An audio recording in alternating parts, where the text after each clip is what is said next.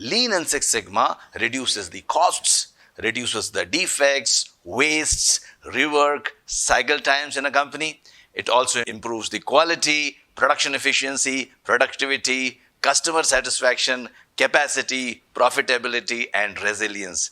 And which CEO would not love a person who can help the company achieve all these things? So, well, Lean and Six Sigma green belts and black belts are those individuals who can do improvement projects in the organization by choosing improvement opportunities and converting these improvement opportunities into projects. It all started in Motorola when Bob Galvin, the CEO, took a challenge saying that I would like to improve everything by 5 times in the organization. And he was told about some statistical tools and techniques which Bill Smith and Michael Harry were using to improve the processes. Bob Galvin was so much impressed with what Bill Smith and Michael Harry were doing, he told them to develop a methodology which, if applied to the organizational processes, can improve the processes.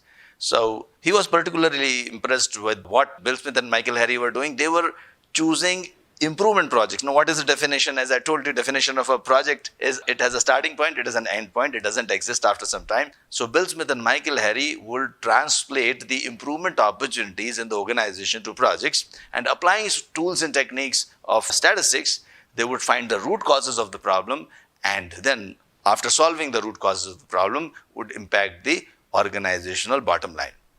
Both of them developed Six Sigma DMAC methodology.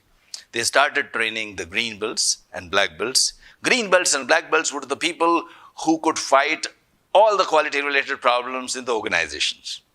Six Sigma brought in a lot of benefits for Motorola, and it also won Malcolm Baldrige Award in 1988. Jack Welch of GE was so much impressed with this methodology that he told his employees that you would not be promoted if you are not a green belt. So everyone wanted to be a green belt, everyone started doing projects.